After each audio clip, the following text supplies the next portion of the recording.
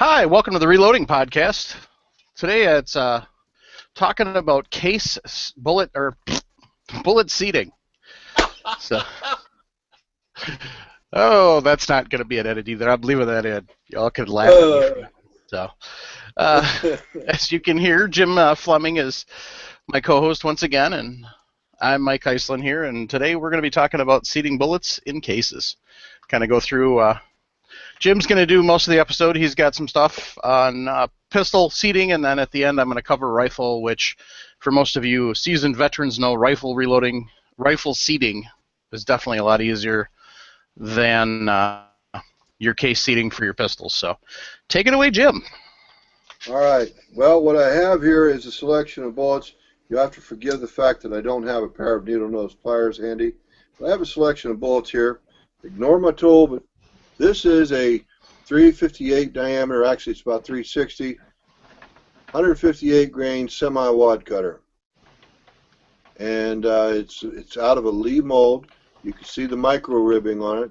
It's called a tumble bolt because those screws are designed to make to retain lubricant. And you have to excuse the oxidation. It's an older bullet. I've had it around for a while, and I just happened to pick it up. Similar bullet, different style. This is 140 grain, 170 grain, 401 diameter, same ribbing, truncated cone, however it's called. It's not quite the same with the semi-wad cutter. Yeah, excuse the jiggle. I'm trying to hold it really still for you guys on the camera. And that dark spot is nothing but a clump of lubricant. This is similar bullet, except that the nose is quite a bit different. This is a 9mm bullet with a round nose.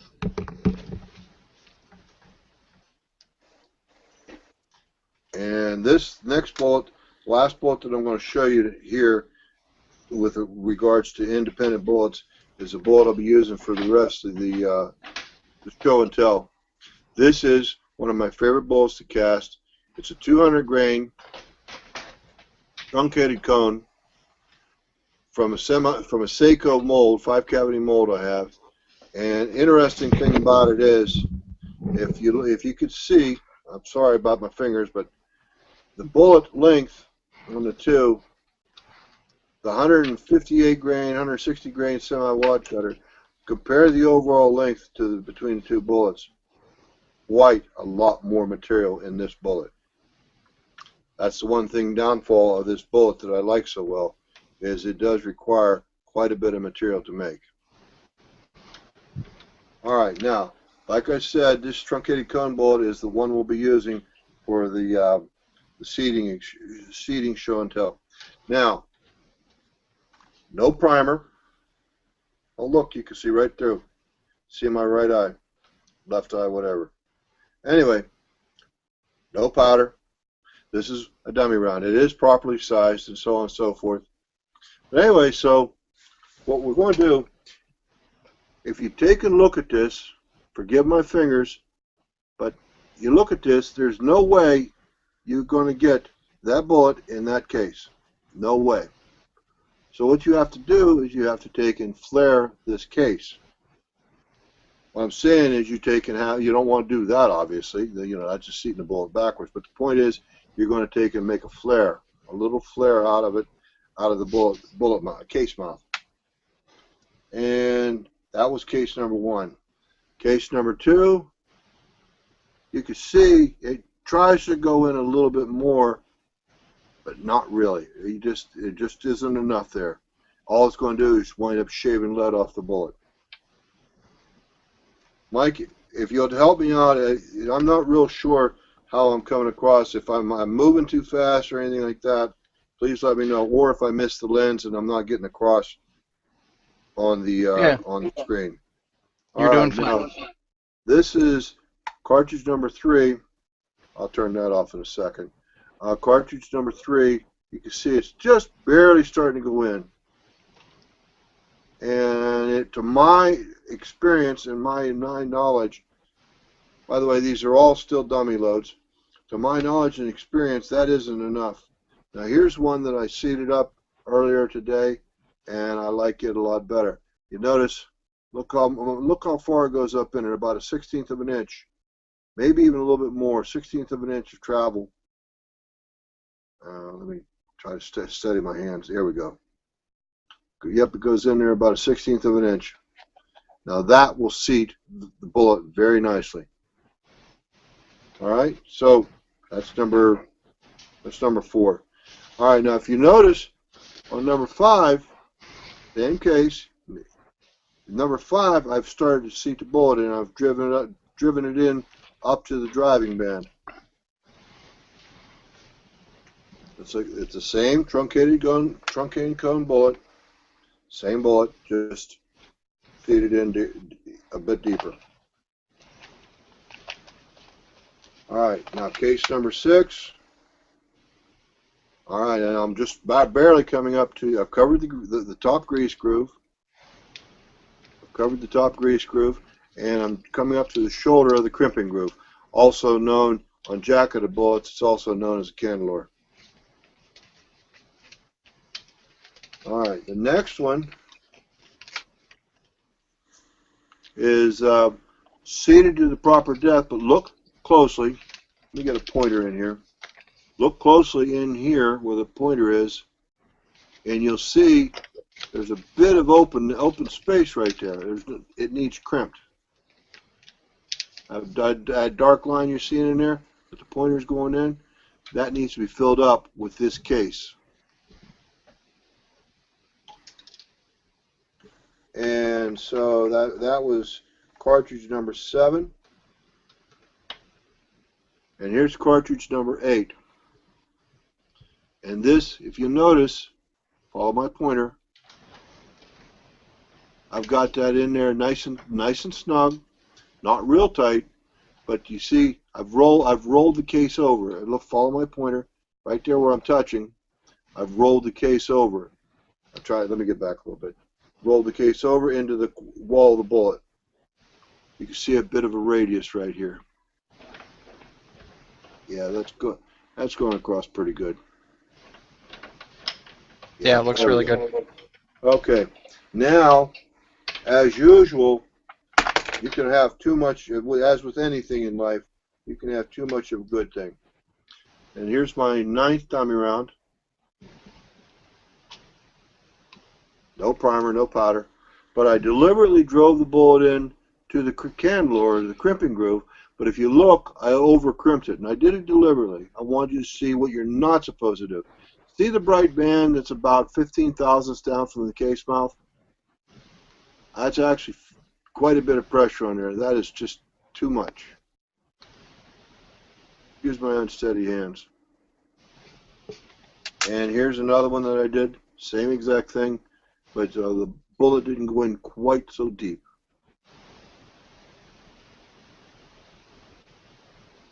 This is not what you want, folks. This is having having the cartridge case rolled over into the crimping groove on that bullet.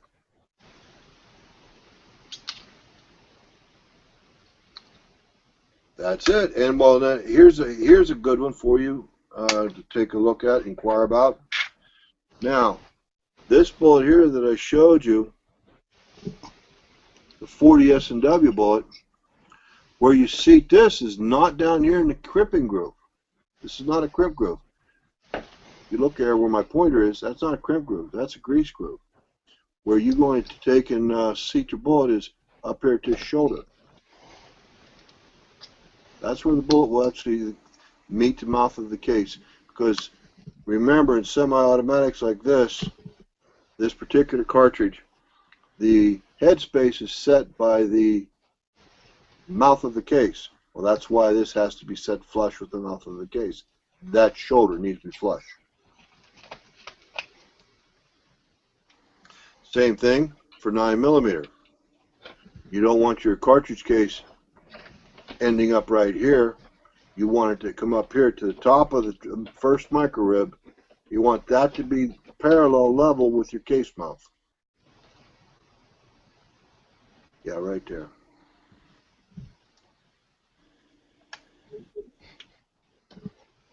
And lastly, the original bullet, the 357 bullet, one of my old favorites. It's the same thing. You want to take it, you can crimp it right here though. You're going to take and roll the case into the top grease groove. You could put it up here over the shoulder, it wouldn't hurt a thing, but you got to watch your overall lengths. And incidentally, speaking of overall lengths, I did bring my dial calipers down here. I have my Lyman Cast Bullet Handbook. Sorry about the reversal, but there it is. Cast Bullet Handbook.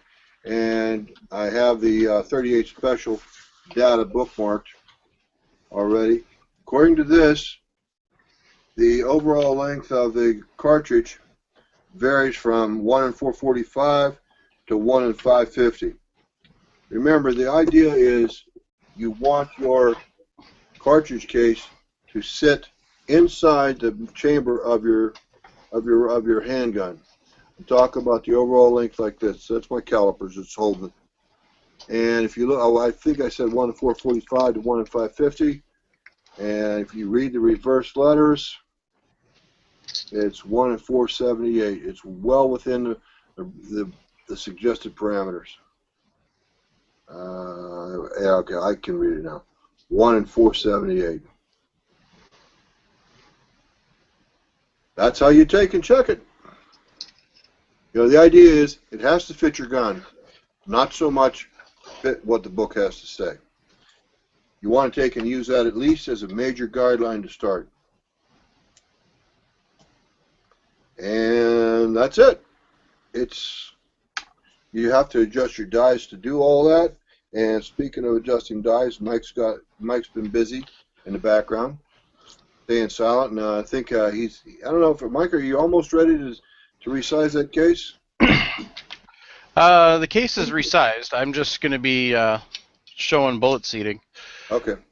What I'm trying to do right now is I've got kind of the other version of what Jim has, and this is the Lyman Easy Case Length Gauge, and this is going to tell you more or not if just the case is going to be acceptable to use or not. It has a whole bunch of different cartridges on one side, and then it's got more on the other. Mike? And excuse me, Mike. Can you put a 308 case in there for me? That's what I'm working on finding. Okay. What about the one that's in your press? That is bullet seating. I understand that. Okay, but what about the cartridge case that's in your press that you resized? That's actually the one I've got in my hand. Okay. Sorry.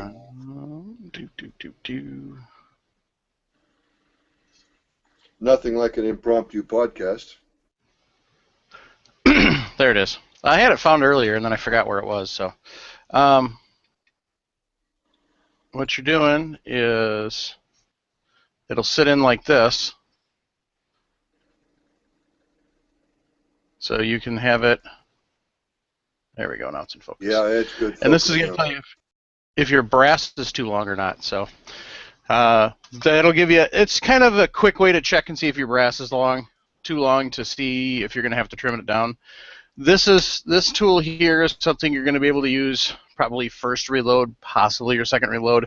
After that, you're going to want to make sure you're checking headspace too, and that's a whole different setup because, as you can see, this isn't a straight wall cartridge. This is a necked cartridge, and this is where your headspace is affected on this. Is when this starts to stretch out, it goes into the chamber, and instead of seating with it flush like it's supposed to, so then your end of your brass is right where at the end of the chamber is, and your bolt comes up and slams against it. What happens is this part here stretches out, and so now instead of the end of your chamber being here, now the end of your chamber is here, and you've got that sticking out.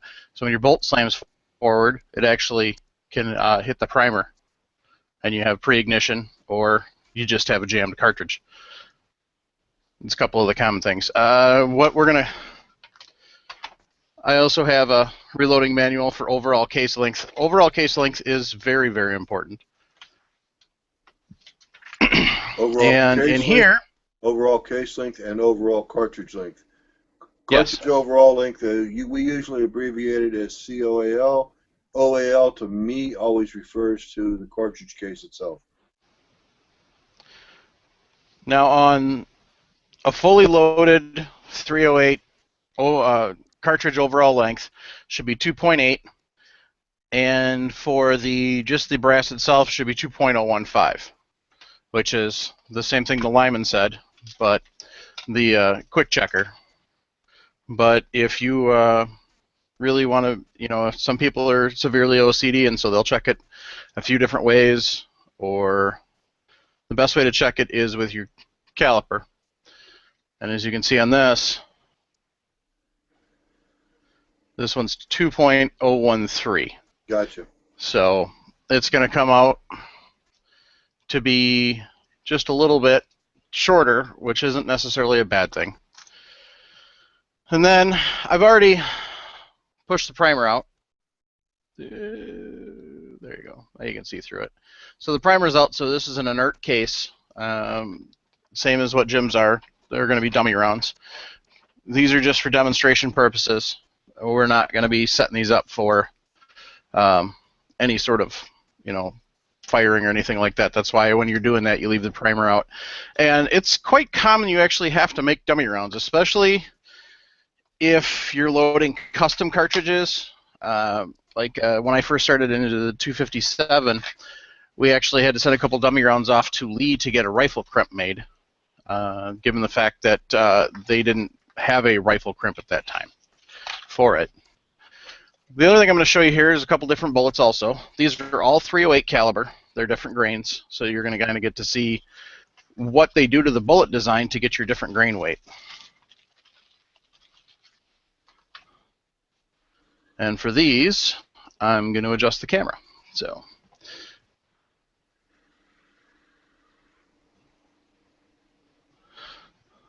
now with these,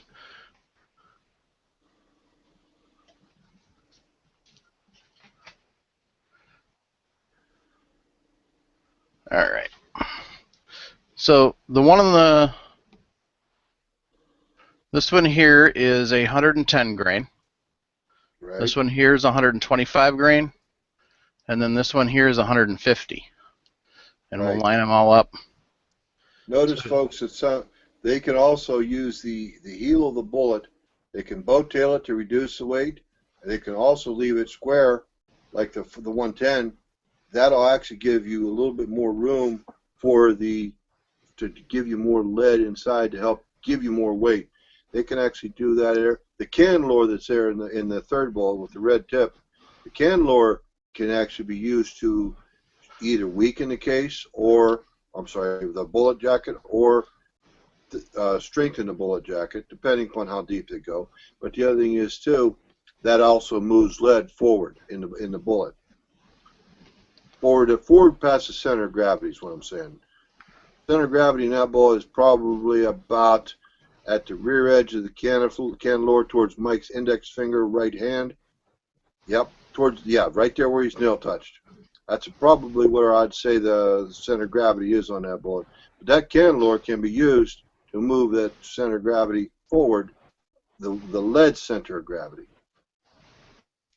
There's a lot they could do with a bullet when it flies. Thank you, Mike. Continue, please. All right. Now we're going to go over to the press here. And to give you the best idea, I'm actually going to seat the 150 just because it's a little bigger. It shows up a little better. And actually, it should be set up for the 150 already from the last time I was loading. It's kind of the nice thing of doing the podcast from my bench. Hang on, folks. We're going for a wild ride. It's a road trip. Okay, so now we've got our bullet seating die. The knob on there's two different things you have to set up on this. You have to set up the overall length of the die, and it's been a while, so I'm going to double check my directions. You're better off double checking your directions just to make sure you're doing it right, as opposed to trying to remember.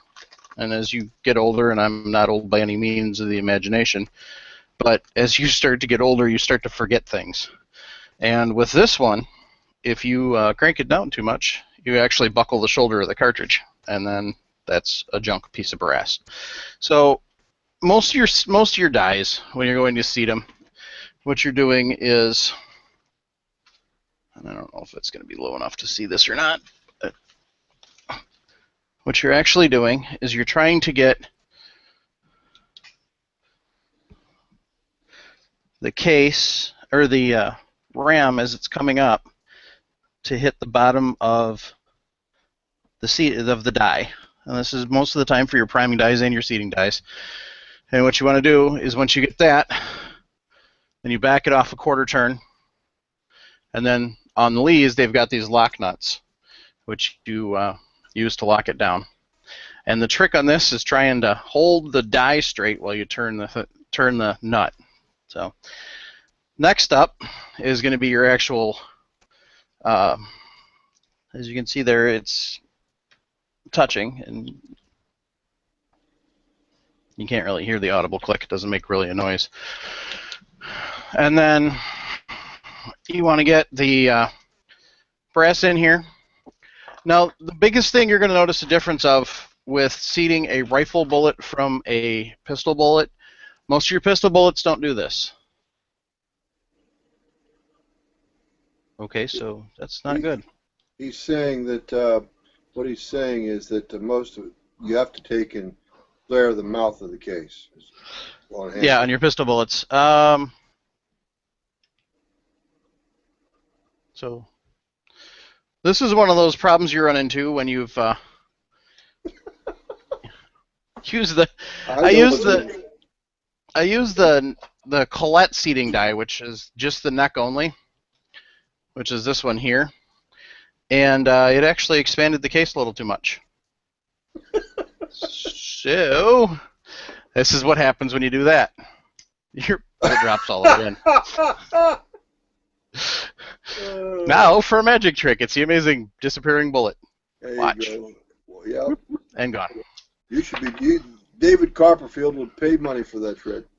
Yeah. Yes, he would. If you need to, Mike, go ahead and resize that bullet or that case. Yeah. Well, I'm wondering why that did that, because it shouldn't have. Anyway. So, I have a really nice collection of dummy rounds here, Mike. If that would help you, hey, you're funny. I could put them all up on the screen for you, buddy.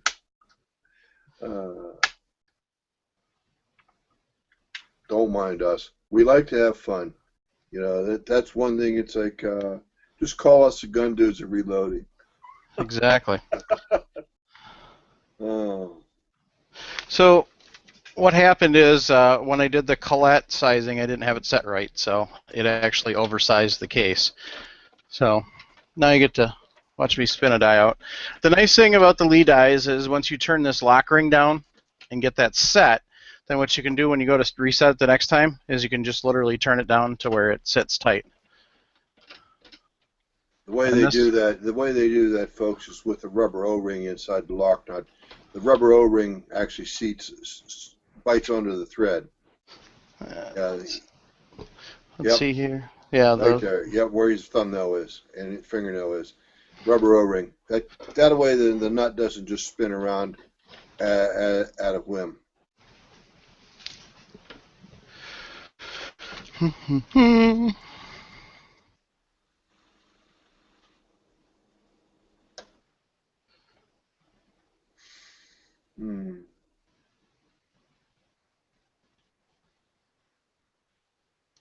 The purpose of this die here is it's for your once fired brass that already have been, shall we say, case sized or case formed to your particular rifle. And that brass isn't going to size. It's too big. So when you get a case like this where your brass is too big, you chuck it. Because usually Mike, can't you full-length resize it in your regular sizing die? Yeah, I would, but I loaned that out to somebody. Oh. He had a bunch of 308 brass that he wanted to decap, so I loaned it out to him. Okay. So I'll have to grab another brass. That's what happens when you are borrowing stuff out to people so they can get into it. Yeah. He was Meanwhile, gonna this is a perfect opportunity for a station break, except we don't have any sponsors. Nobody would pay to put this on the air.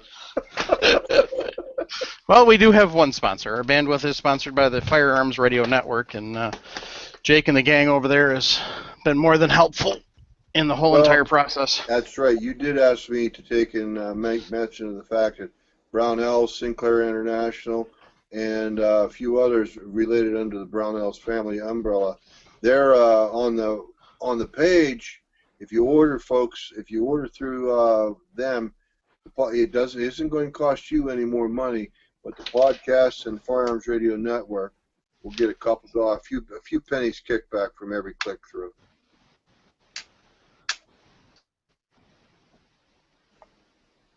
But anyway, no, it's us folks in this business, we've got to stick together, and that's exactly what why I don't mind a sponsor like Brownells.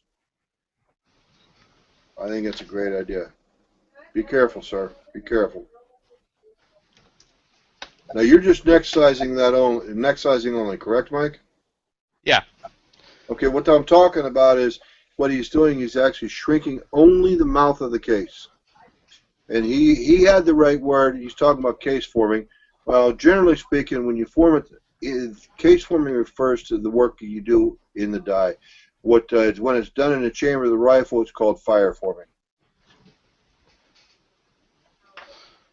And my problem is I didn't have this set right.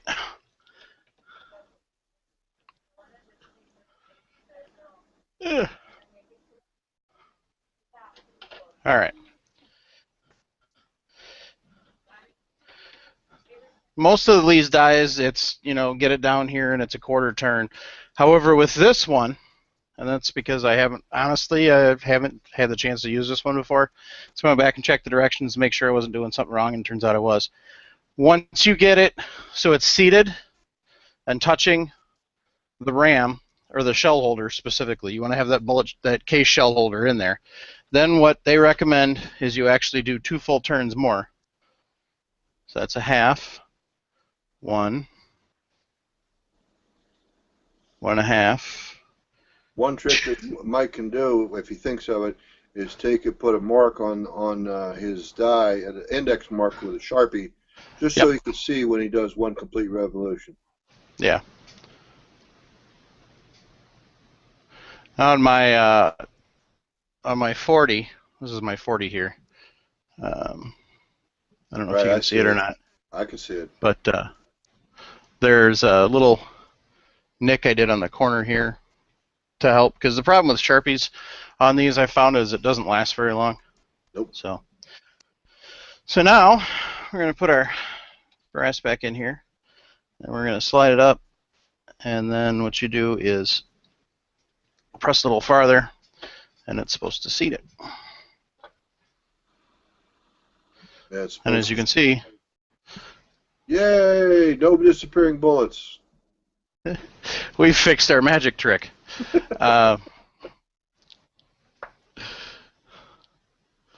So kids, read your instructions. Always read the instructions with this. My goodness, a man saying, read the directions. That's right. Just don't ever let a woman know you said it, because they'll hold it against you. Don't mind my wife. She just walked through the background. She didn't hear us, did she? Yes, she did. Dang it. Yeah, that's all right. I'll pay for it later. Yeah. Okay, so back to where we were before we went off on our little tangent. As you can see, the nice thing about rifles and rifle bullets is usually, especially on your larger bullets, they do have what's referred to as a boat tail. Let's get that to focus. Come on, focus, you silly camera.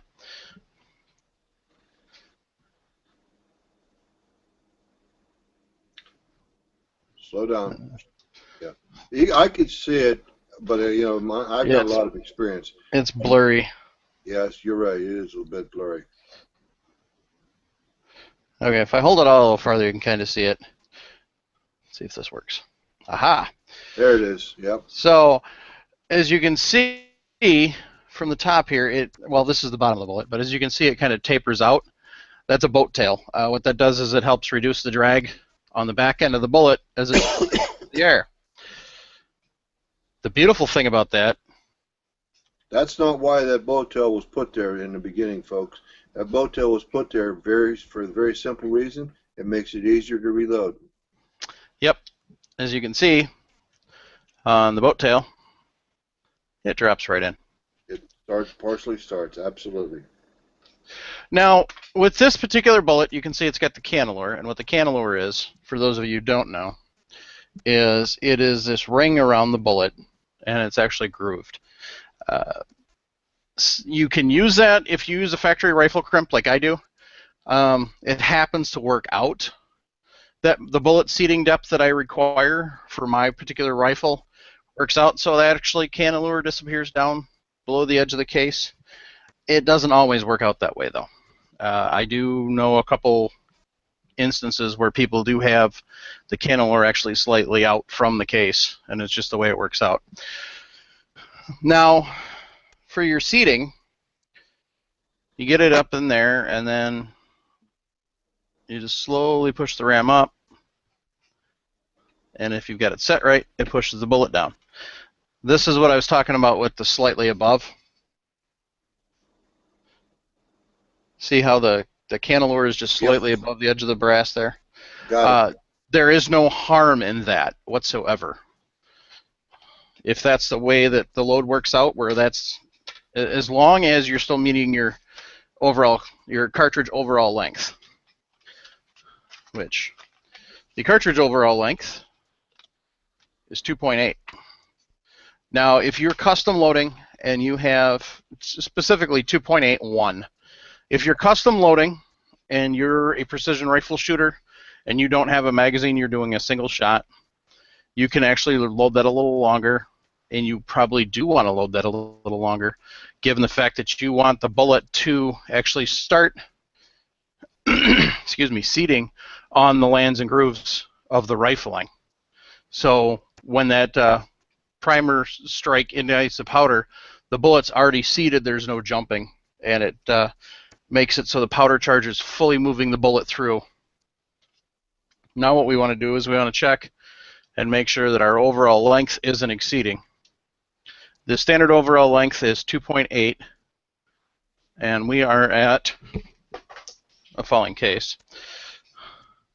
But that was the measurement we had before it fell. So it's 2.786. So we're well within specs. It's not a problem. It's not going to be too long. Most of your 308s, you're not going to have to worry about. You're not going to have to worry about being anywhere near your overall cartridge length, or you're exceeding that until you get into your 200 plus grain bullets. Your 150 grains, even your 170, 180 grains aren't going to be long enough to cause you to have an overseating problem.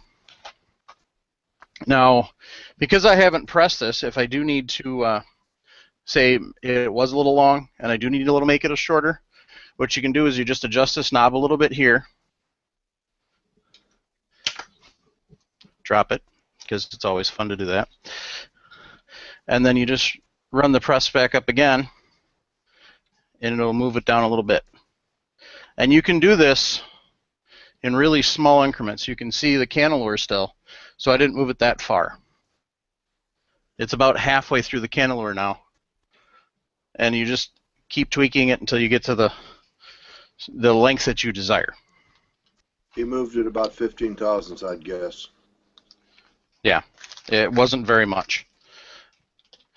And you just keep kind of playing with it until you get it.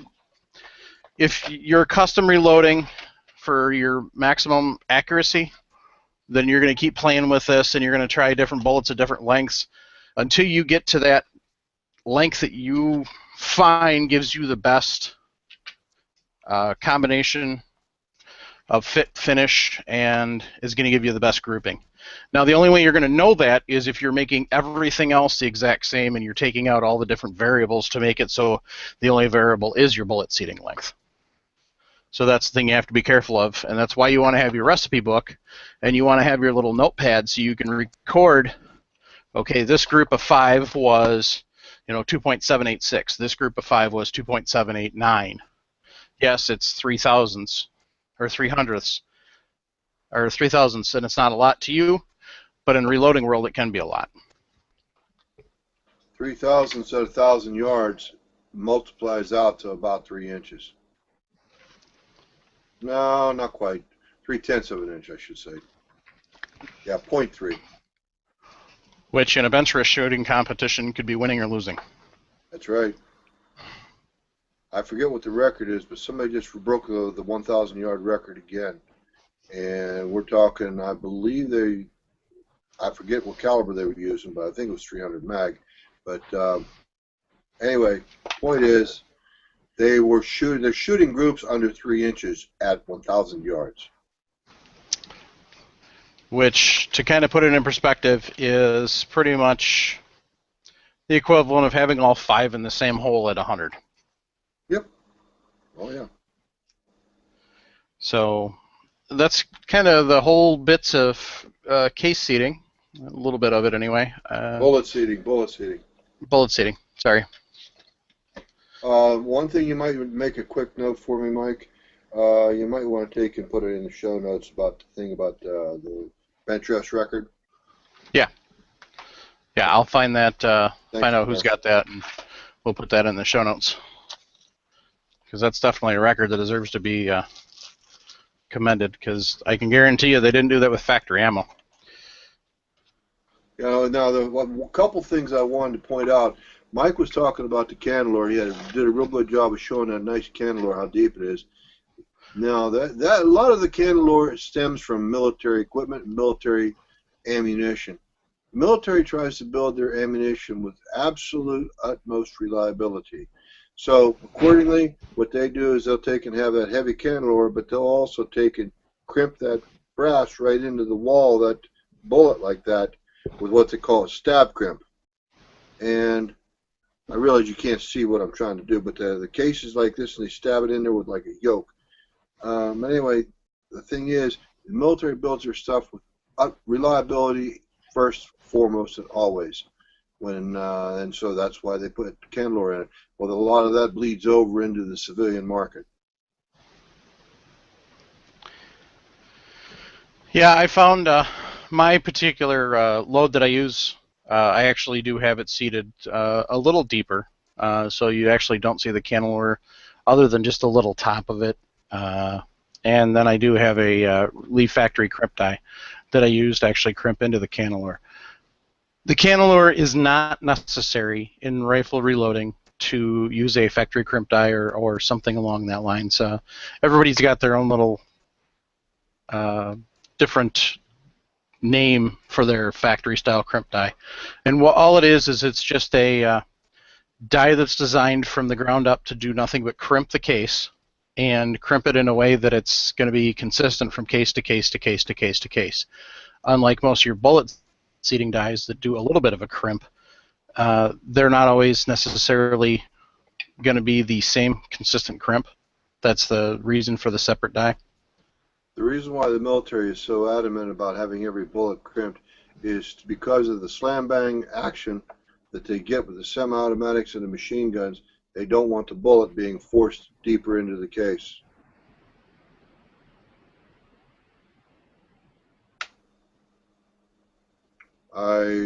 Mike? Did you hit your pause button? There we go. Oh, sorry, I had to cough and hit the mute button and didn't unmute myself. Those moments of silence were brought to you by Enjoy This Piece. The other reason that they crimp is to make sure that the bullet doesn't vibrate out of the case. That's not as common as the bullet getting slammed into the case, though, farther into the case. Yep. I think we have pretty comprehensively covered bullet seating. Oh, we got somebody from Russia listening tonight. Interesting. Thank you and welcome. And we have a few listeners in Canada and a few here in the States, all over the place. So it's we are happy to have all of you on the show. And once again, you know, I forgot to mention, we are now on iTunes finally. So we can make everybody's life easier by being able to find it on iTunes. Stitcher, I believe we're going to be on by the end of next week. It's a little different setup for that. So, and there's been a couple of things that have come up that they've had to worry about. So, not with this show, but with just stuff with the network. So there, a couple things got pushed back, and getting some of the newer shows on Stitcher was one of them. So, but we do have the iTunes link is up, and it's posted on the Facebook page. It's posted on the Google Plus page, and it's also posted on the website. So, those of you like iTunes, it's now easier to find us. Mike, if you would, I'm going to ask you to do me a favor like you did last week. Whenever the feed hits iTunes, could you post that in the Reloading Room again for us, just like you did last week? Always do. Thank you, sir. Absolutely. Thanks, everybody, for tuning in. And if you have any questions, comments, feedback, by all means, go to www.reloadingpodcast.com, and you'll see the links there to give us some feedback. Or you can send us emails at reloading@firearmsradio.tv. Thanks much. Appreciate you tuning in, and have a good night. Come see us in the Reloading Room. Yes, absolutely. Reloadingroom.com or Facebook.com/reloadingroom. The Reloading Room. Right. It's a great forum. Lots of helpful advice there. And who knows? You may tune in, and there may be a question that you know the answer to that you can pop up with. So, even if you are a new reloader, there's still stuff that you may have come across that maybe somebody else didn't. So. One of the things that I encourage people to do is think outside the box. Yeah, that's how a lot of the stuff in reloading has come to be, is people thinking outside the box, especially some of the different tools, like this. This is one of those that's out of the box. As opposed to using calipers all the time, what's a way that we can do that a little quicker? What's a way that we can do that a little easier? Price, too. That cartridge case measurement guide or tool that Mike has there probably cost a lot less than my Mitutoyo dial calipers. These are not Mitutoyo. Well, my Mitutoyo dial calipers about 25 years ago cost me $75. These cost $12, $13. But Mike, how much did your tool cost? Do you know? I want to say, I'll put it in the show notes. I got it from Recub's Target Shop here in Wisconsin. I don't remember how much it was off the top of my head, unfortunately. Does it say on the package? Well, you had a pair of Starrett dial calipers, electronic calipers. Yeah. I would dare say that somebody spent $150 for those calipers. Nope. Those are just kind of a cheaper version of caliper. Haven't really gotten the serious expensive ones, so those are ones I just picked up at the auto parts store for about $25. Okay. Well, that's still. So. I'm sure it costs more. That $25 probably costs Mike more than that case length gauge. Yeah, and the case length gauge, like I showed, is a lot easier. You just once you find your cartridge, slide it up on in there, make sure it fits. The other thing that you do gain from the metallic calipers, and that is durability. Now, if Mike is not careful with that, he can actually wear that spot out. Yep. Because I think that is not metallic material. Am I correct? Is it plastic? It's aluminum. Oh, okay. So theoretically, your brass cases are going to wear a lot faster, but you're still going to wear this out after time, and you're going to wear thousandths off and eventually wear it to the point where your cartridge won't fit in there. So yeah, the calipers probably will last a lot longer. Okay. That's all I got, Mike. Okay. Well, once again, we thank you, everybody, for tuning in. We hope you enjoy the show, and have a good night. Thank you, everyone. Good night.